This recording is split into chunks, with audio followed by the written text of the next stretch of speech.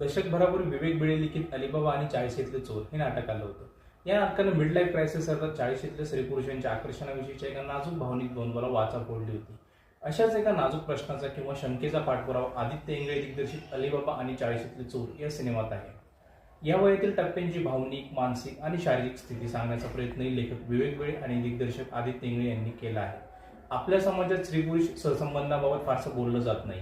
या नात्याकडे पाहण्याचा समाजाचा दृष्टिकोन गॉसिपिंग पुरताच मर्यादित राहतो. तसंच सिनेमातही बहुतांश वेळा केवळ गॉसिप्सच सुरू असतं. उमेश कामतने साकारलेली व्यक्तिरेखा अधिक रिलेट होते. मुक्ता बर्वे, मधुरा वेलणकर, श्रुती मराठे यांनी सहज सुंदर अभिनय केला आहे. सुबोध भावे, आनंद इंगळे, अतुल परचुरे यांनी साकारल्या भूमिका खिळवून ठेवतात.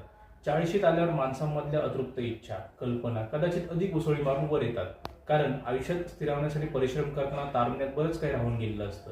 स्वाभाविकपणे माणसावर झालेले संस्कार, सामाजिक नियमांची चौकट आणि प्रतिष्ठा यामुळे मनातल्या